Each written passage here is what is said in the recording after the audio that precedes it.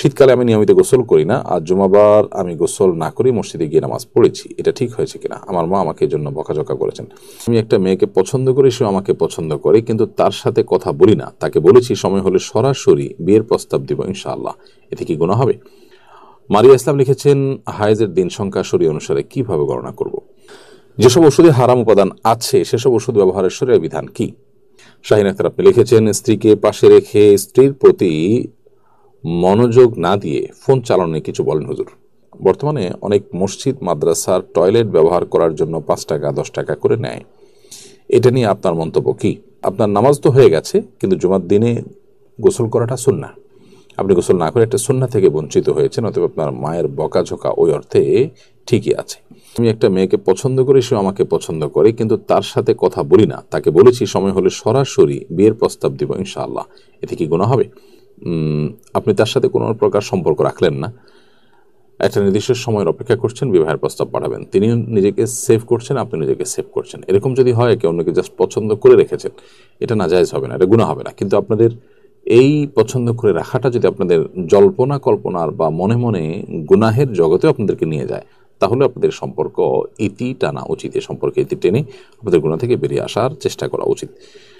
মারিয়া ইসলাম লিখেছেন, হায়েজের দিন সংখ্যা শরীয়ত অনুসারে কিভাবে গণনা করব?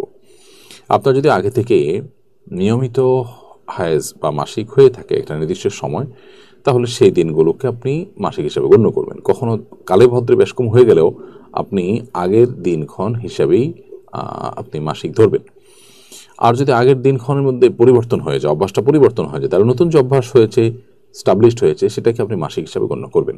10 দিনে বেশি যদি আপনি রক্ত দেখতে পান, তাহলে সেটা আপনি অসুস্থতা হিসাবে গণ্য করবেন। আপনার নির্দিষ্ট যে অভ্যাস আছে তার চাইতে বেশি যদি মাসিক হিসাবে দেখেন, সেটাও আপনি অসুস্থ হিসাবে গণ্য করবেন, তখন আপনি নামাজ কালাম ঠিক মতো পড়বেন ওই সময়টাতে। যেসব ওষুধে হারাম উপাদান আছে সেসব ওষুধ ব্যবহারের শরীয়ত বিধান কি? কোনো ঔষধে যদি হারাম উপাদান থাকে এবং ওই রোগের চিকিৎসার জন্য সেই ওষুধ ছাড়া আপাতত কোনো বিকল্প যদি না থাকে, সেটি চিকিৎসা হিসাবে বা ওষুধ হিসাবে ব্যবহার করা জায়েজ হবে। আর কোনো কোনো ক্ষেত্রে দেখা যায় যে সে হারামটা মূলগতভাবে একেবারেই পরিবর্তিত হয়ে গেছে, তার কিছুই আর থাকে না, সেটা ভিন্ন বিষয়। আবার অনেক সময় দেখা যায় যে যেটাকে আমরা হারাম বলছি, সেটাকে আসলে অ্যাবসোলিউট হারাম বলা কঠিন হয়। যেমন কিছু কিছু অ্যালকোহল আছে, যে অ্যালকোহলগুলো আসলে অ্যাজ এ কেমিক্যাল ইউজ হয়, সেটা আসলে হারাম যে পানীয় অ্যালকোহল রয়েছে তার আওতায় পড়ে না। তো এখানে নানাবিধ বিষয় আছে। সবচেয়ে বড় কথা হলো যে হালাল এবং সন্দেহের ঊর্ধ্বে ওঠা যায়, থাকা যায়, এরকম কোনো ঔষধ বা প্রতিষেধক থাকলে আপনি হারাম ঔষধ ব্যবহার করা বা সেটা প্রয়োগ করা উচিত নয়। যদি অন্য কোনো হালাল ঔষধ আপাত দৃষ্টিকোণ থেকে ভালো বিকল্প নয় এরকম মনে হয়, তাহলে সেক্ষেত্রে নির্বাহ হিসাবে আপনি হারাম ঔষধকে ব্যবহার করে সেটা না যায়, হবে না। শাহনাজ এটি থেকে আপনি লিখেছেন, ভাঙা আয়না দিয়ে মুখ দেখলে কি হায়াত কমে যায়? না, এটি সম্পূর্ণ কুসংস্কারাচ্ছন্ন বিশ্বাস। ভাঙা আয়না মুখ দেখলে হায়াত কমে না, বরং আপনি চাইলে ভাঙা আয়না মুখ দেখতে পারেন, এটা একান্ত আপনার ব্যাপার। শাহিন আক্তার আপনি লিখেছেন, স্ত্রীকে পাশে রেখে স্ত্রীর প্রতি মনোযোগ না দিয়ে ফোন চালানো নিয়ে কিছু বলেন হুজুর। এই রোগটা, এই ব্যাধিটা আমাদের সমাজে প্রকট আকার ধারণ করেছে। এই কাজগুলো স্বামীরা যেমন করেন, স্ত্রীরা তেমন করেন। আপনার স্ত্রীর পাশে আছেন, স্ত্রীর প্রতি আপনার মনোযোগ দেওয়া দরকার।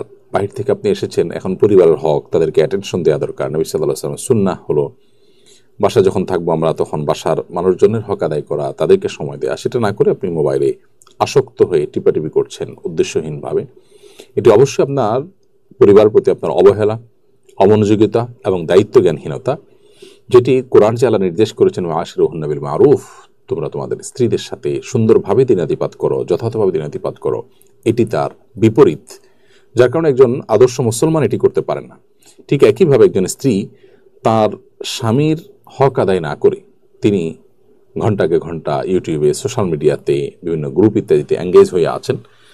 পরিবার, সন্তান সন্ততি, নিজের স্বামী, তাদের প্রতি যেভাবে মনোযোগী হওয়া দরকার, তাদের প্রতি যেভাবে মনোযোগী থাকা দরকার, তাদের জন্য নিজেকে প্রস্তুত করা, তাদের সাথে এঙ্গেজ থাকা যতটা প্রয়োজন, সেটা না করে তিনি মোবাইল ফোনে কিংবা টেলিভিশনে কিংবা সোশ্যাল মিডিয়া ইত্যাদিতে খুব বেশি সময় তিনি ব্যয় করছেন। তিনিও একই ভুল করছেন এবং একই অপরাধী। তো এই জায়গাটাতে আমাদের এই ব্যাধিটা দূর করা দরকার, যে সোশ্যাল মিডিয়ার আসক্তি কিংবা মোবাইল ফোনের টিপাটিপি, এটা যেন আমাদের পরস্পরের প্রতি যে কর্তব্য আছে সেই কর্তব্যের জায়গা থেকে আমাদেরকে সরিয়ে না দেয়। আমরা যেন আসক্তির জায়গা চলে না যায়। আসক্তির জায়গা চলে গেলেই কিন্তু কর্তব্যর জায়গা থেকে সরিয়ে দিবে। স্বামী হিসাবে স্ত্রীর ভরণ পোষণের ব্যবস্থা করলেন, স্ত্রীর শারীরিক চাহিদা পূরণ করলেন, জাস্ট এটুকুই তার প্রতি আপনার একমাত্র কর্তব্য নয়। আপনি তাকে সময় দেয়া, তার কাজে সহযোগিতা করা, তার ভালো সঙ্গী হওয়া, তার সাথে একান্তে সময় কাটানো, এই সবগুলো কিন্তু স্ত্রীর প্রতি আপনার যে কর্তব্যগুলো আছে তার মধ্য থেকে।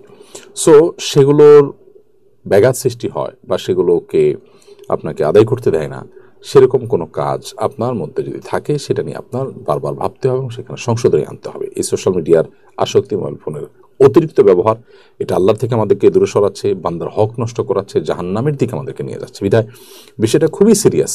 এটা কে খুব হালকাভাবে দেখার কোনো কারণ নেই। এই জন্য স্বামী হোক আর স্ত্রী, নারী হোক আর পুরুষ, সবাইকে এ ব্যাপারে দায়িত্বশীল আচরণ করতে হবে এবং এই ব্যাধি থেকে মুক্ত হওয়ার, সুস্থ হওয়ার চেষ্টা চালাতে হবে।